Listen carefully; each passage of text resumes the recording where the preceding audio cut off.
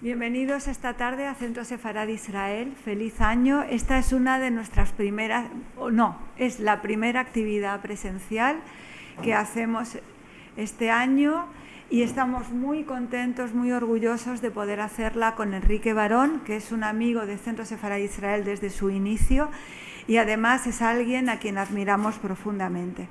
Esta tarde tenemos en nuestra mesa a Enrique Barón con ocasión de la presentación de su libro. Es un libro muy interesante que tienen allí a la entrada, les aconsejamos de verdad que lo lean. Se llama El Inquisidor de Anáhuac y vamos a hablar a lo largo de esta sesión de él, así que no les digo ahora nada más cuando pasemos al debate. Y por otro lado va a estar con nosotros Eva Levy, que Eva Levy es una empresaria, es una mujer que siempre ha luchado por los derechos de la mujer y su presencia en las distintas empresas del ámbito español. Entre muchos temas que ella ha desarrollado, y además ahora también está tocando el tema de la mujer, pero también el de la edad, que me parece muy interesante porque es un tema fundamental también en el que debemos de pensar. Ha sido seleccionada como una de las mujeres, de las 100 mujeres más influyentes del ámbito español.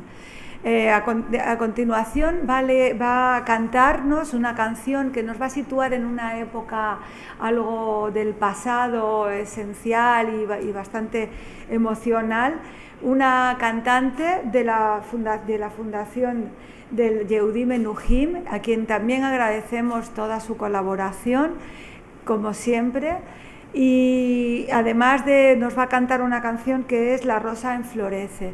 Va a cantar Nora Usterman a continuación y luego seguiremos con la mesa redonda. La rosa enflorece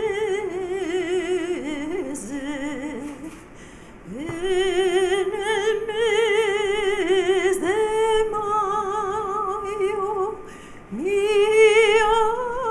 alma se escurece, sufriendo del amor. Mi alma se escurece, sufriendo del amor. Más presto ven, paloma, más presto ven tú a mí, más presto ven tú mi alma, que por ti me voy a morir. Más presto ven tú mi alma, que por ti me voy a morir.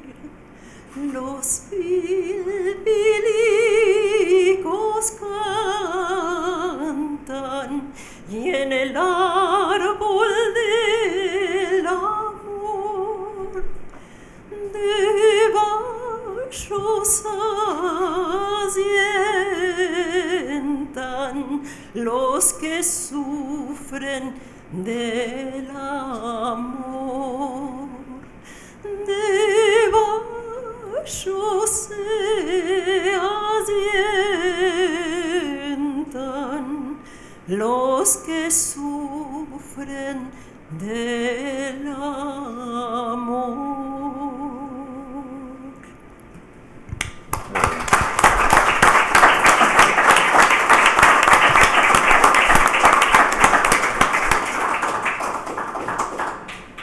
Muchas gracias, Nora. Gracias por invitarme. Nora. Pues bueno, continuamos. Enrique Barón en esta ocasión va a presentarnos una novela. Es sorprendente porque es un ensayista político que ha trabajado en diversos ámbitos y universidades, ha sido presidente del Parlamento Europeo, ministro español, tiene varios libros, sobre todo su especialidad es Europa, el final del campesinado, Europa 92, es de los primeros libros, más recientes, Más Europa, la era del federalismo. Y en esta ocasión no es de Europa de lo que nos va a hablar ni escribir, y es además en el ámbito de la novela. Y yo creo que es también una forma de arriesgar su manera de trabajar, es un riesgo joven, porque yo creo que ese tipo de riesgos solamente se pueden tomar cuando uno es joven, de pensamiento abierto y libre, y en esta ocasión esta novela lo es.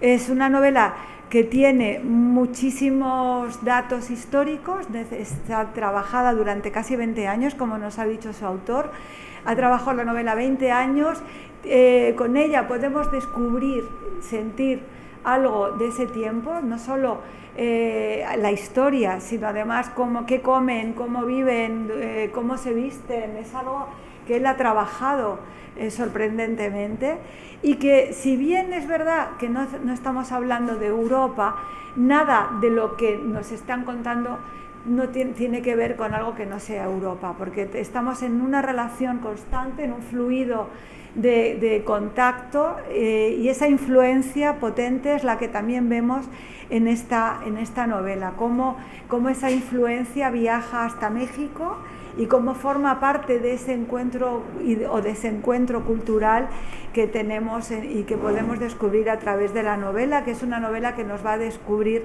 un mundo muy interesante. Y va a estar esta tarde con nosotros Ignacio del Valle, que es también novelista y que además ha trabajado en esos ámbitos y tiene una novela que está muy relacionada con lo que íbamos a hablar hoy. Él les pide disculpas, no se encontraba muy bien y le hemos pedido nosotros que mejor, dadas las circunstancias, pues no estuviera aquí. Pero nos ha mandado una serie de preguntas y algún tipo de comentario que posteriormente voy a leer. Pero antes que nada, Eva Leví, como digo también, que forma parte del mundo sefardí y que además es alguien que está en el mundo de la cultura desde hace mucho tiempo, escritora del libro Entre diversidad y fragmentación, apuntes para un tiempo de cambios, y con varios proyectos en marcha. Es lectora y amiga de Enrique Barón y nos va a hablar y nos va a decir algunos apuntes acerca de su lectura. Gracias, Eva. Bueno, buenas tardes a todos. Suele decirse que si te excusas por adelantado y sin que nadie te lo pida, te sabes culpable de algo. Y un poco culpable sí que me siento por el inesperado honor que supone para mí presentar este libro magnífico de Enrique Barón, El Inquisidor de Anáhuac. Si me excuso es por no tener más conocimiento sobre el Imperio Español en su fabulosa vertiente americana, ni sobre los entresijos de la Inquisición, que seguramente me permitirían valorar mejor esta novela enraizada en nuestra historia hasta la última coma. Afortunadamente, tengo un as en la manga que me redime de cualquier ignorancia, y es mi título de lectora con derecho a aprender, a descubrir y a emocionarme pasando las páginas de un libro. De hecho, eso es lo que hacen los buenos libros, abrirnos puertas y ventanas para seguir explorando a partir de las piedrecitas luminosas que nos va dejando el autor. Esos mundos pueden estar en nosotros mismos, pero también más allá de lo que nos rodea o creíamos conocer. A mí, las emocionantes aventuras de Fray Servando de Villafranca, un chico metido a religioso más por hacer carrera que por pura vocación y convertido en inquisidor en el Nuevo Mundo, me han trastornado un poco. Es como cuando escuchas un comentario al azar o descubres una vieja foto que nunca habías visto y de pronto te dan la vuelta a hechos y hasta entonces parecían planos y unívocos. Por ejemplo, yo he estado en México y en Perú, escenarios del inquisidor de Anahuac, para dar algunas conferencias sobre diversidad y sobre el gobierno de las corporaciones. Tengo además familiares y amigos en esos países y, por supuesto, contacto con las comunidades judías de allí. ¿De qué hablamos al reunirnos? De nuestras cosas, claro, también de las circunstancias políticas y económicas, mientras a nuestro alrededor sobrevolaban muchas veces, aún sin nombrarlas, las sombras del Holocausto. En estas visitas aprovecho para moverme un poco, así que como cualquiera me he deslumbrado con las iglesias coronadas de oro en el Cusco, las procesiones de vírgenes adoradas por devotos de todos los colores, las músicas y las artesanías tan alegres y tristes a la vez.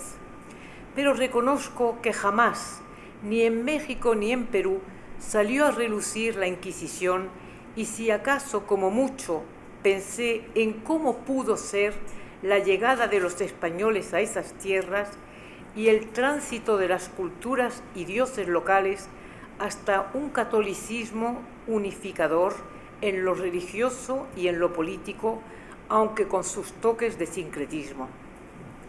Hasta este libro de Enrique Barón, para mí la Inquisición era un fenómeno español y del territorio español sobre el que sabía lo justo y lo insoportable, como nos pasa a tantos judíos españoles.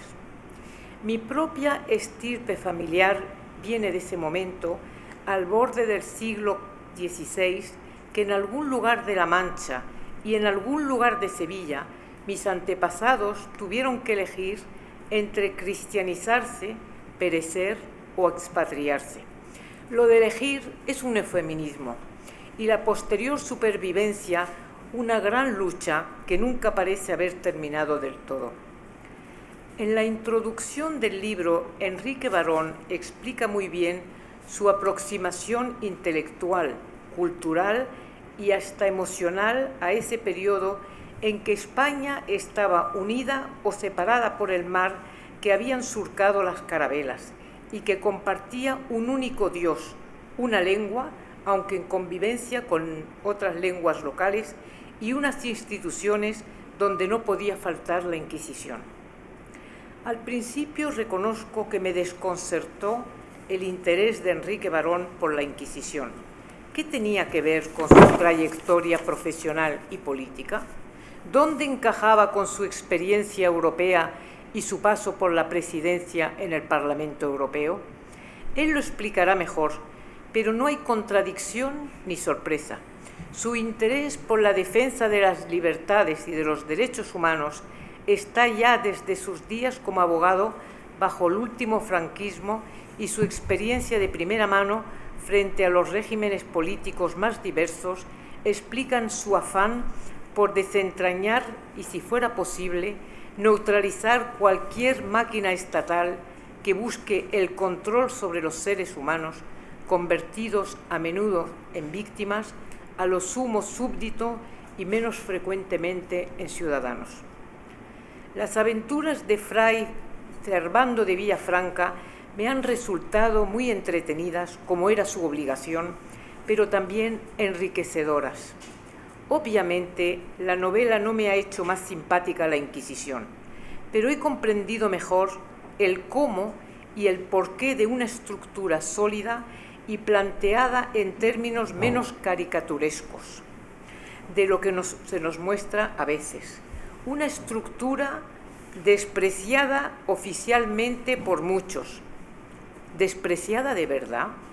¿No ha sido copiada con aprovechamiento en sus peores aspectos por los estados de todos los tiempos, no solo los brutales, sino también los que llamaríamos civilizados? Si prevalece la segunda hipótesis, me parece evidente que no nos hemos librado de la Inquisición más sombría. El pasado es el pasado y no podemos juzgarlo con nuestros ojos contemporáneos. y yo tengo hoy un mayor y más desprejuiciado interés por el Santo Oficio del que tenía antes de conocer al inquisidor de Anahuac. Ese inquisidor ya no puede perseguirme, pero lo inquietante es que ahora mismo, ahí afuera, siga siendo tan frágil la libertad o peligren los derechos legítimos de las personas a ser diferentes. Dicho esto, querido Enrique, ya estoy tardando en hablar de tu libro a mis amigos de México y Perú, y a unos cuantos de aquí cerca, claro. Seguro que tendremos grandes sobremesas con mucho debate. Muchas gracias.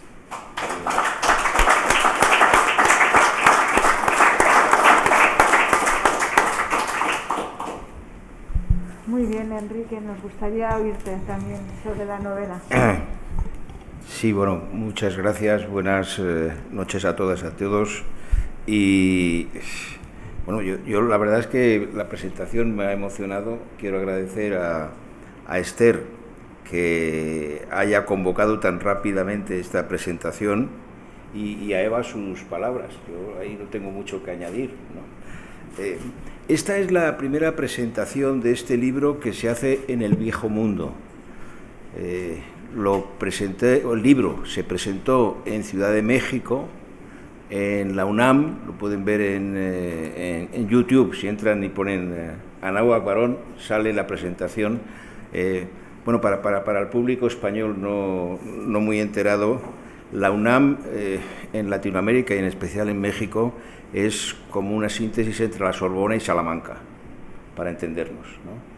Es una institución muy prestigiosa y además con una dimensión continental. Premio en su momento Príncipe de Asturias. Y luego lo presenté en la FIL, en la Feria Internacional del Libro de Guadalajara, México, que es una ciudad de 6 millones de habitantes y que ha creado la primera feria del español en el mundo.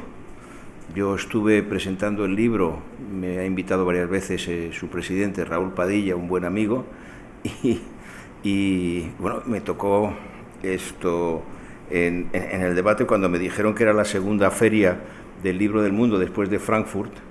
Yo le dije, pues cuando lo cuento en Madrid o en Barcelona me cuesta explicarlo, pero es que el español, y tenemos que saberlo, porque siempre decimos que el español se habla por la segunda lengua más hablada del mundo, el español se habla sobre todo en América. Bueno, y yo la verdad es que estoy muy satisfecho por la presentación, tanto en Ciudad de México como en Guadalajara y ahora en Madrid, y sobre todo porque, y eso lo verán al leer el libro, porque este es un escenario que está casi pared por medio del lugar donde se celebró el auto de fe de 1632, en la Plaza Mayor de Madrid, que está aquí al lado. Es decir, que estamos en el escenario más directo y más inmediato de algunos de los hechos. Bueno, en cuanto al comentario muy acertado que ha hecho Esther sobre mi persona, yo no soy un novelista. Si soy algo en el terreno de la escritura, soy un ensayista. He publicado pues 12 libros, tengo más o menos calculados personales, y luego he participado pues en obras colectivas mucho más, y he escrito 2 novelas. Esta es una novela que en cierto modo la escribí en ratos en mi vida nómada en Europa. Yo me he dedicado mucho más a transformar el mundo que a escribir. O sea, he sido diputado constituyente, he participado en la construcción de Europa, pero bueno, eso lo he ido contando en libros. Pero en este caso, yo diría que no se trata solo de una creación o de un libro que está hecho a partir de, digamos, de la imaginación. Es un libro que, como decía Marguerite Yourcenar en Memorias de Adriano, es de estos libros que solo se pueden escribir, y te agradezco lo de la cura de rejuvenecimiento que has dicho, pues con más de 40 años, ya habiendo visto algunas cosas, ¿no? Y a mí me ha rejuvenecido, me ha dado una nueva vida. sobre todo para explicarme una serie de cosas que los españoles tenemos una cierta dificultad en comprender, y esto está explicado en la nota de autor al comienzo, porque forma parte de un debate que yo tuve con un gran escritor mexicano y con nuestras respectivas compañeras y esposas, con Sofía Gandarias en mi caso, con la pintora, y con Silvia Lemus, una gran periodista mexicana, que además me acaba de hacer una entrevista en la FIL, es una gran entrevistadora. La entrevista está en el canal, estará, espero, en el canal 22 de la televisión mexicana, que es en México tienen un canal dedicado a la cultura, cosa que en España podíamos copiar un poco, ¿no? Pero bueno, lo digo a ver si cunde esto. Y bueno, pues hay una serie de cuestiones que conviene hablar entre nosotros, ¿no? Una de ellas, por ejemplo, que empezamos el debate cuando, después de mi presidencia en el Parlamento Europeo, yo le pedí a Carlos Fuentes que me prologara un libro sobre Europa en el alba del milenio, y él escribió un prólogo precioso sobre los latinoamericanos y Europa en el siglo XIX y en el siglo XX. Bueno, y luego vino el quinto centenario, y él escribió un libro maravilloso, El espejo enterrado, y ahí también tuvimos un debate sobre las cosas que podíamos celebrar juntos y las que no debíamos de celebrar, y cómo podíamos tratarnos.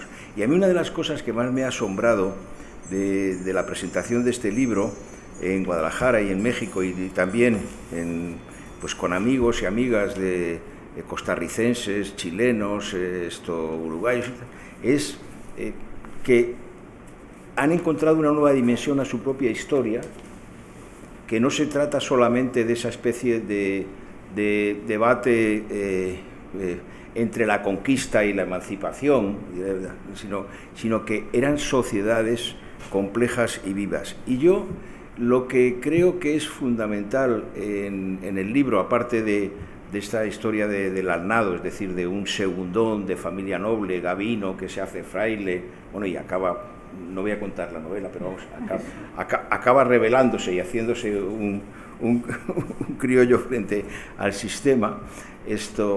A mí me parece que hay una serie de elementos interesantes en este libro que van más allá, diríamos, de lo que puede ser la trama de la novela.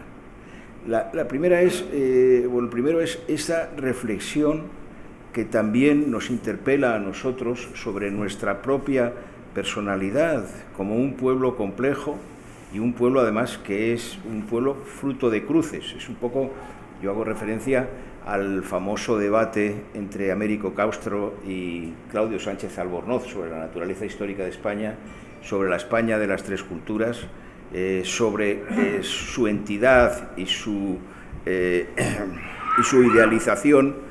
Y ahí yo creo que hay aportaciones muy interesantes. Acabo de leer una de un sefardita francés, un gran especialista, de Joseph Pérez, que en la vida de Isabel la Católica hace una serie de reflexiones sobre la Inquisición, y digo de paso que la Inquisición no es un invento español. No, es francés. No, es francés, y es entre Simón de Montfort y San Vicente Ferrer, y de la Iglesia Católica.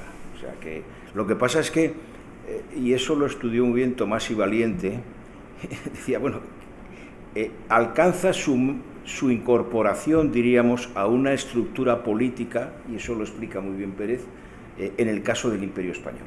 Eso sí es cierto, con una resistencia importante de Isabel la Católica, cosa que también se puede decir alguna vez. Ahí su marido... Se esforzó mucho, pero... Bueno, hombre, hay que luchar por la igualdad también de género, y Fernando el Católico fue mucho más activo, ¿no? Pero bueno, volviendo al tema, es esa institución, decía Tomás y Valiente, inteligentísima y terrible. Y no solamente es una historia nuestra, es que algo que ha dicho Eva sigue siendo absolutamente actual. Yo lo viví sobre todo cuando, bueno, en mi etapa de de abogado de derechos humanos contra la dictadura franquista, pero es que ahora mismo pone uno el telediario, y ves que hay inquisiciones bueno, en muchos y es que sitios. vas pasando de Myanmar a Bielorrusia, esto de China a Guantánamo, bueno, a Nicaragua, bueno, vamos a ver, esto, la Inquisición tenía como más normas dentro de todo, Sí, tenía tremendas. actas, hacían actas. Había juicios. Bueno, entonces, ese sigue siendo un tema actual, el tema de la relación entre el poder y la persona. Ese es un tema que sigue siendo de absoluta actualidad. Luego hay otro elemento que a mí me lo han comentado mucho en México, y es que, bueno, pues se trata siempre de una manera esquemática. Bueno, pues ocurre la conquista, tal, no sé qué, bueno, y se llega a la independencia y luego a la lucha antiimperialista, lo que sea. Pero no se conoce ni se estudia, salvo algunas personas, entre ellos el caso de Alfonso Reyes o de Octavio Paz y otros, la complejidad y la riqueza cultural también de lo que era la sociedad colonial.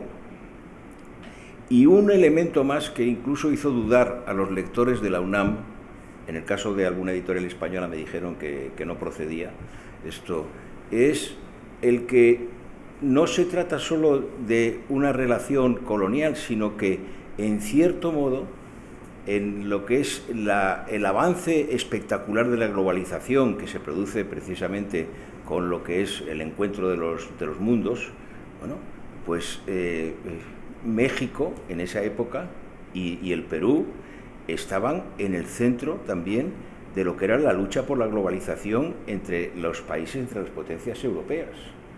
Una cosa que ignoramos, que yo la menciono en algún momento, es que en relación con el Tratado de Westfalia, que es el fin del Imperio Español en Europa, pues acá, la última batalla se celebró o tuvo lugar en 1649 en el Fuerte Santo Domingo, que estaba en lo que es ahora Taiwán, entre españoles y holandeses, o sea que antes de los últimos de Filipinas ya habían pasado por ahí. Bueno, eso es una cosa que, en fin, llama la atención, pero como una pregunta que me hace Ignacio sobre la nao de Manila o el galeón de Acapulco, pues es la corriente o el galeón que establece la circulación monetaria en relación con todo el área del Pacífico y de Asia. Se encuentran reales de A8 nuevamente acuñados en todo el siglo XIX, incluso en el siglo XX, pues en todo el área del Pacífico, y eso es algo que también sitúa esto. Es decir, yo creo que hay una serie de elementos que van más allá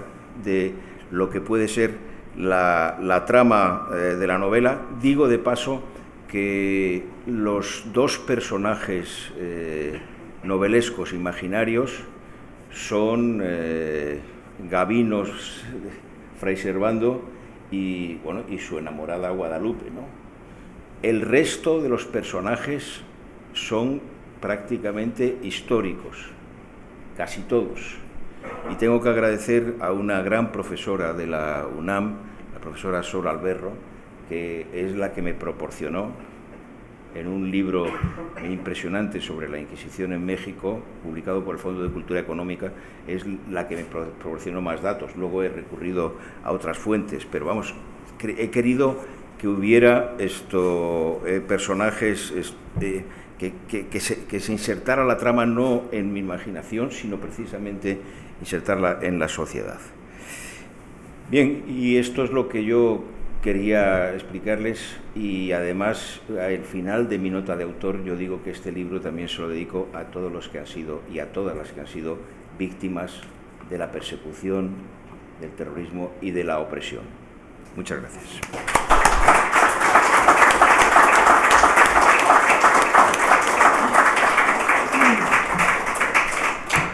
Antes de continuar, y además añadiremos algunas preguntas y a ver si también vosotros queréis intervenir, queremos agradecer a la Fundación Hispano-Judía de la participación. Están grabando el acto y se podrá ver posteriormente en nuestro canal de YouTube del Centro Sefarad y de la propia Fundación.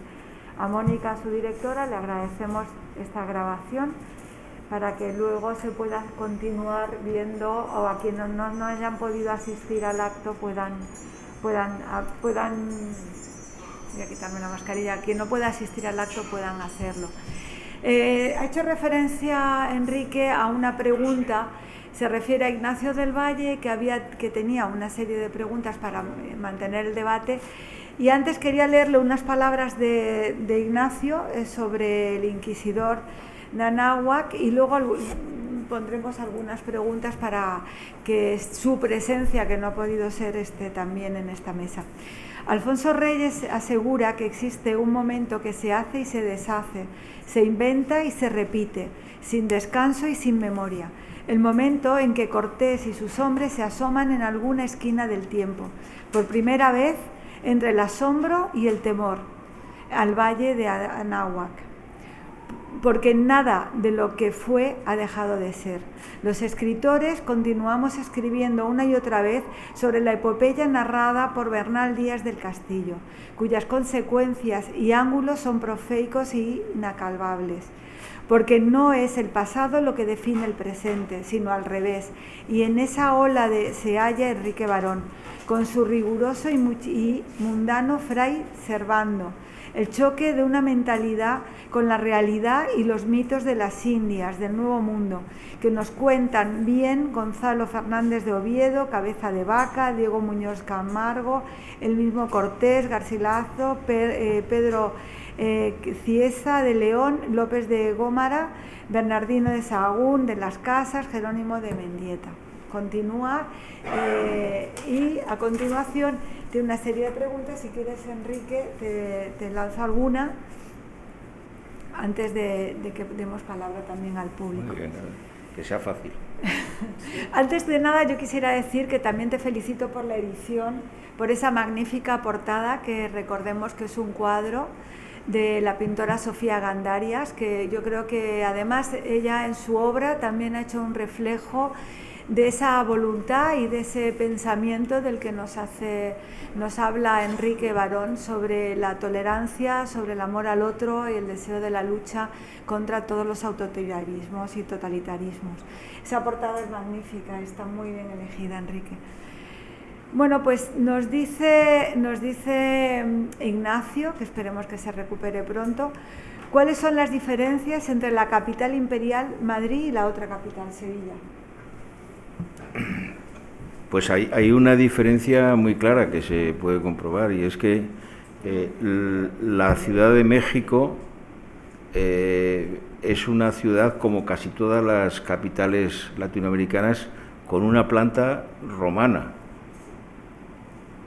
que es una planta cuadriculada, desde Vitruvio hasta, es lo que se hace hasta el Renacimiento, y que tiene además muy simbólicamente una plaza mayor, el Zócalo, en el caso de México, en la que están representados todos los poderes: el poder eclesiástico, el civil, el comercial y el municipal, y la justicia. Madrid en aquella época pues era un dédalo de callejuelas, con un alcázar que se acabó quemando, y destruyendo. En eso yo creo que hay una diferencia muy importante. O sea, desde lo que hicieron los romanos, yo creo que el Imperio Español tiene esa dimensión un tanto romana, es decir, de obras públicas, de caminos reales, de puentes, de acueductos, demás.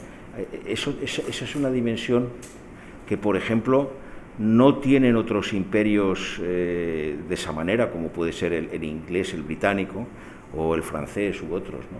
Ese sí creo que es un cambio, es una diferencia importante. Y además, Ciudad de México, o incluso Potosí. Potosí, a principios del siglo XVII, era casi la mayor ciudad del mundo. Incluso hicieron un lago, Potosí de Bolivia, no San Luis Potosí de México. Incluso hicieron un lago para hacer esto. Es que estas cosas, la plata, el dinero da mucho de juego, ¿no? Hicieron hasta un lago para hacer batallas navales, ¿no? Esta desmesura. Entonces yo sí creo que hay una diferencia importante.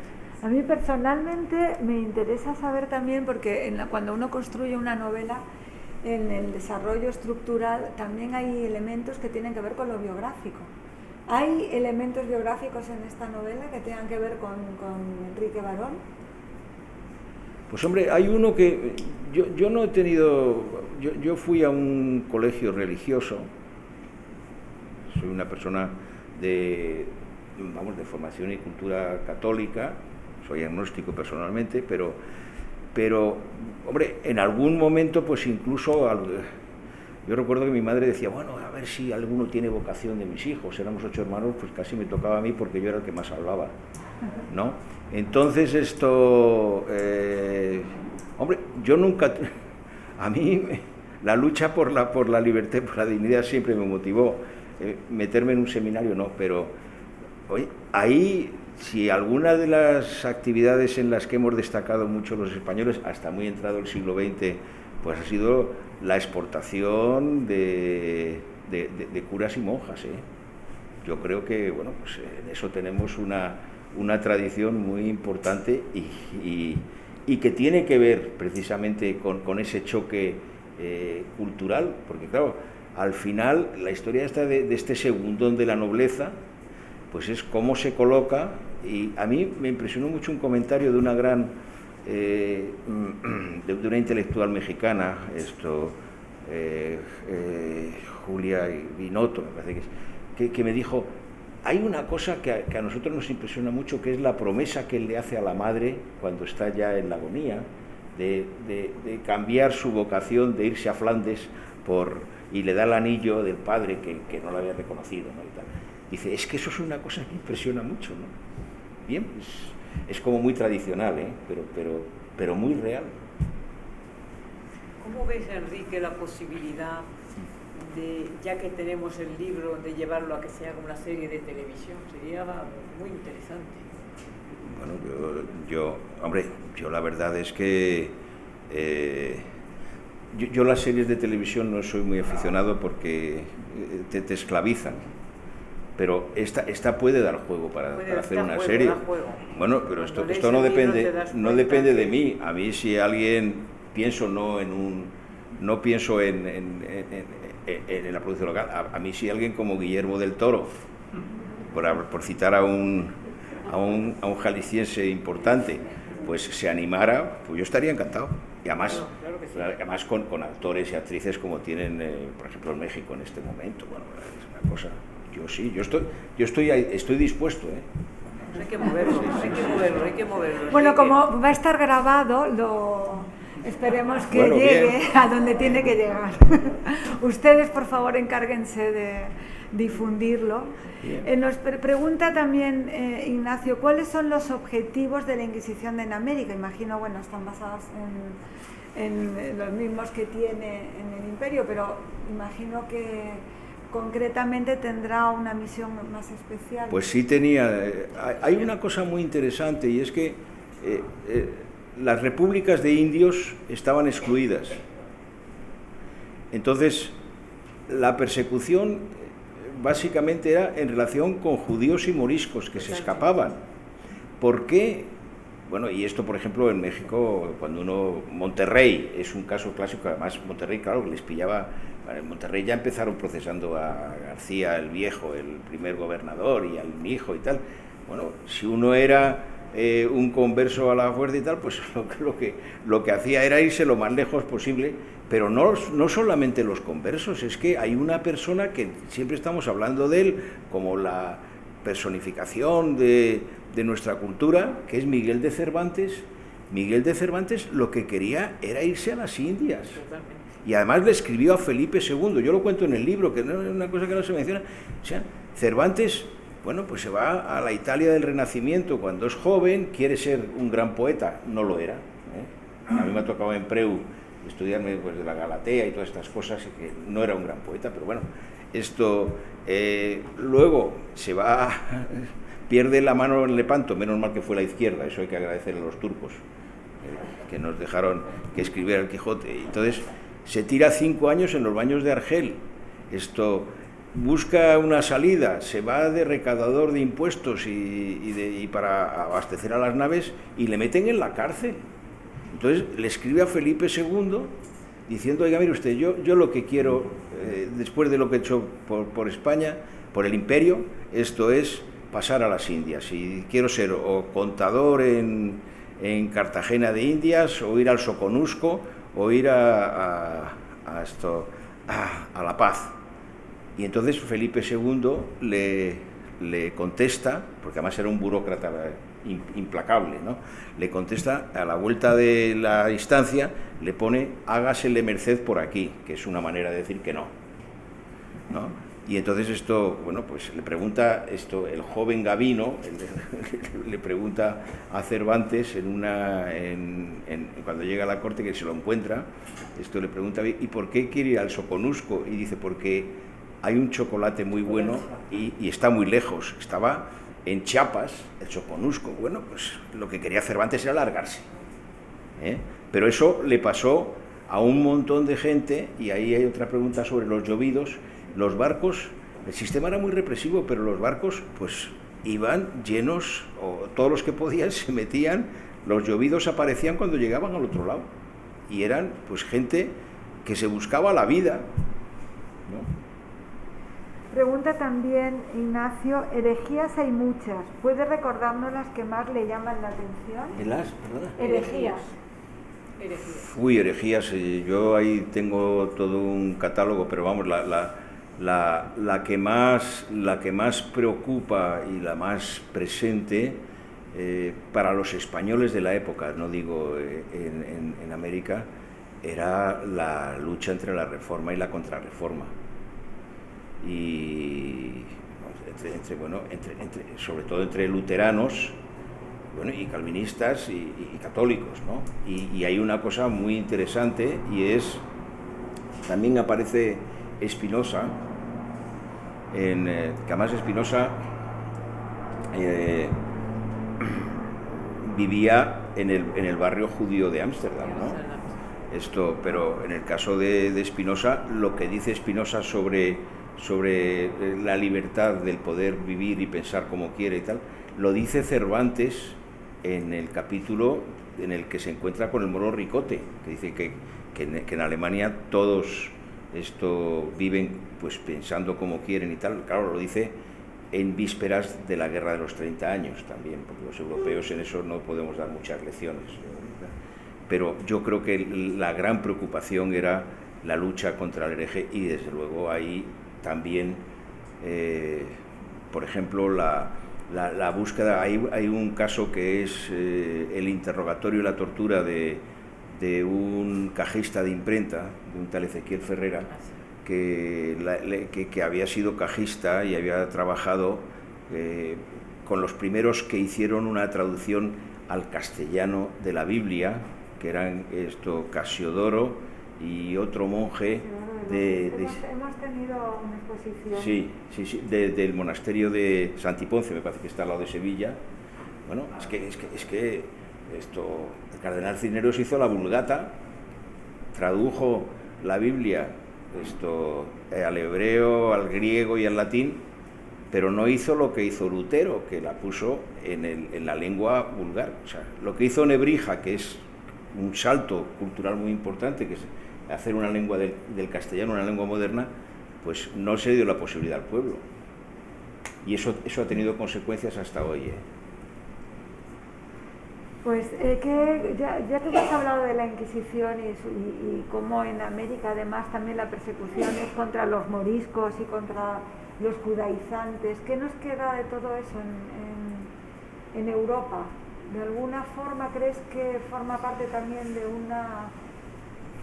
Bueno, yo soy, por remitirme a una experiencia concreta, yo soy miembro del jurado del Premio Europeo del Libro, que lo iniciamos lo inició Jacques Delors con Pascal Lamy y otros amigos.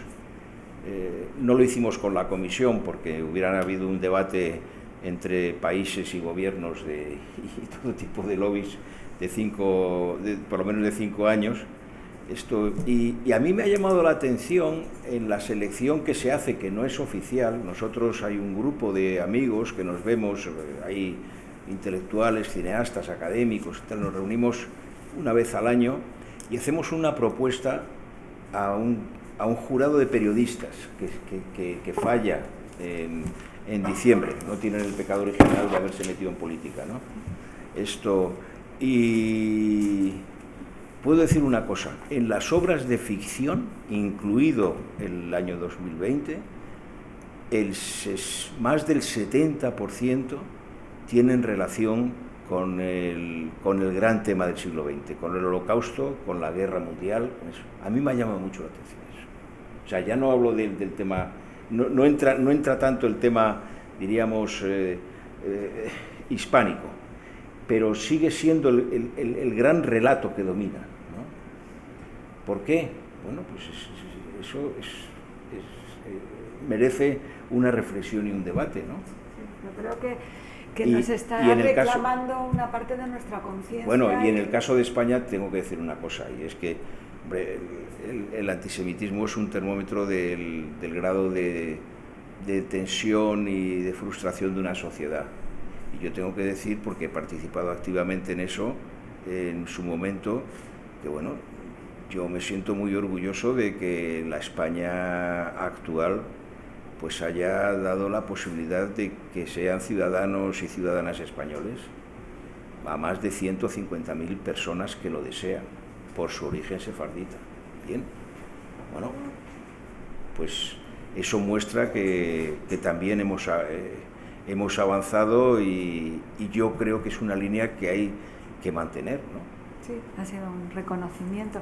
Estamos llegando ya al tiempo que teníamos estipulado y me gustaría escuchar, a ver si queréis participar con alguna duda, pregunta que tengáis, aprovechando que tenemos aquí al autor de la novela. También les invito, como dijo Enrique, a ver el canal de YouTube de la UNAM, porque he podido verlo. Los intervinientes han sido todos muy concretos, han hablado mucho del libro y ha sido unos debates muy interesantes. Como decía Enrique, parecía de otro tiempo por la educación y la solemnidad presentada. Espero que hoy no te hayamos decepcionado tampoco. No, en absoluto, en absoluto. Y sí, ahí hay una pregunta al final. Buenas tardes. Buenas tardes. Bueno, yo me he leído el libro, que me ha parecido realmente fascinante, y quería hacer una pregunta en el sentido de que se observa a lo largo de todo el libro esa tensión que hay frente al vencedor de ese momento, que es el gran poder de la potencia española como el imperio. Y entonces es una especie de solo contra todos, porque todo lo que se desprende en el libro, por lo menos en esa contextualización del inquisidor, es, bueno, pues un poco que estamos frente a portugueses que tienen la independencia, la rebelión de Cataluña, los holandeses que naturalmente nos disputan la primacía y naturalmente Francia e Inglaterra. Y bueno, pues perdemos, y si crees que en ese momento es ese dicho fantástico que dicen que bueno, que la historia siempre la escriben los vencedores, y a partir de ahí nace ese San Benito nuestro, que es nuestra leyenda negra, de la que no nos hemos podido sacudir, y que además somos el único pueblo quizá que acepta una leyenda que nos han impuesto. Bien, sí, vamos a ver. Esto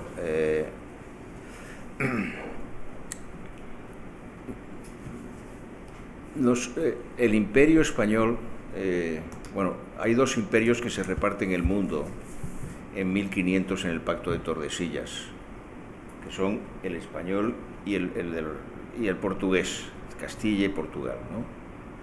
Incluso Francisco I de Francia dice: yo no he encontrado la página del testamento de Adán donde se pueden repartir el mundo entre dos países. El Papa era el Papa Borgia, claro que era español. O sea, entonces,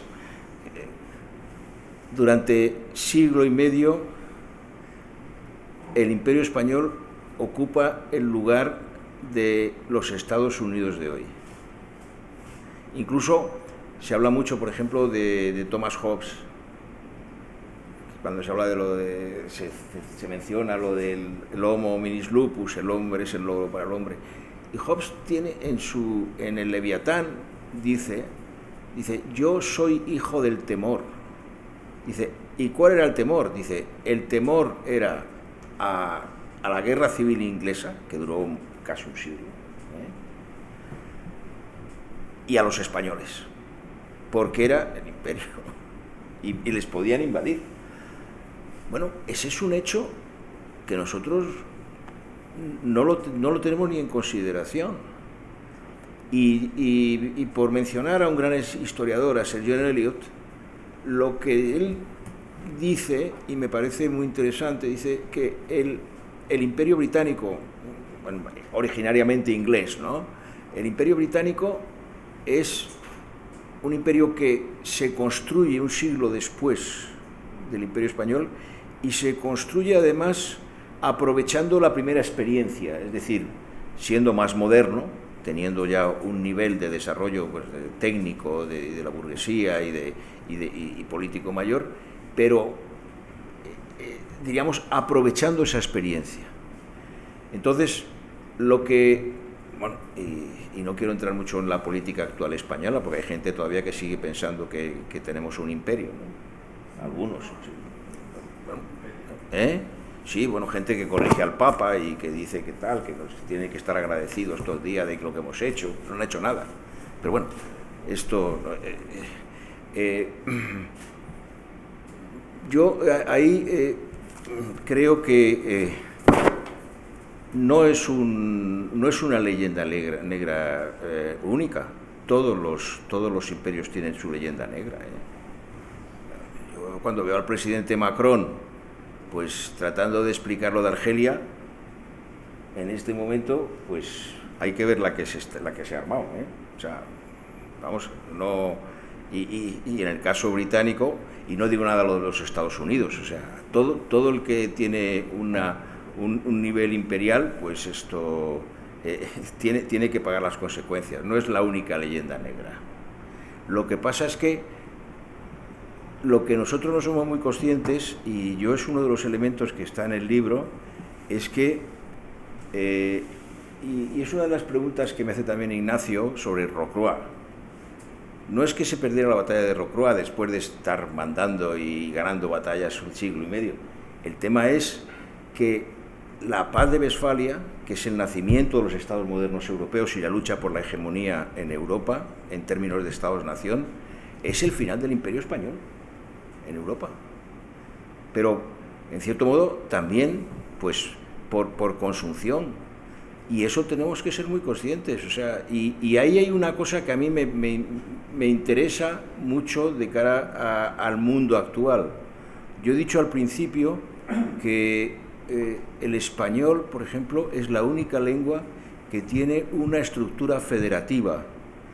O sea, nosotros tenemos una autoridad, que además yo creo que España ha evolucionado mucho en eso, en la que hay 23 o 24, no recuerdo ahora mismo, academias del español, y el español ya no es propiedad de los de aquí, sino que es una propiedad compartida con muchas ramas y mucha riqueza más. No conozco otra lengua en el mundo que tenga una autoridad así, Nosotros, a diferencia de algunos vecinos, no se discute en el Consejo de Ministros cómo tiene que hacerse la ortografía, sino que además la estamos, estructurando. Y yo creo que ese es un avance importante. Carlos Fuentes decía a veces que, bueno, pues nuestra patria común es la Mancha. Pues es la lengua. Yo creo que ahí es donde tenemos que estar. Y lo otro, yo creo que tenemos que actualizarnos. Yo no creo que sea un problema exclusivo el español. Y sí quería decir una cosa perdóname, es que esto, en relación con la portada, es cierto que es un cuadro de Sofía, de una serie que se llama Avaricia muy fuerte, y yo lo que quería agradecer, no sé si está en la sala ahora, es a la persona que ha hecho el trabajo de preparar el libro y de componerlo, con la responsable de la UNAM, que es Dionisio, y es el que trabajó con la UNAM, y además me ayudó mucho por una razón, que además yo quiero mencionarla, y es que yo aprendí a escribir en los años 40. O sea, y a mí me impresionó mucho cuando estábamos preparando el libro, porque yo llego a un punto en el que además, con toda la razón, la responsable de la UNAM me hacía algunas correcciones en cuanto a la ortografía, que además se apoyaba en las instrucciones o en el libro de estilo de la Real Academia y tal. Y yo ya le dije a Diony, bueno, ocúpese usted porque yo ya estoy obsoleto en esto. Bien, las lenguas están vivas, entonces tenemos que cuidarlas juntos. O sea, me parece que en eso yo quiero agradecerle públicamente el trabajo que ha hecho. Bueno, pues un aplauso.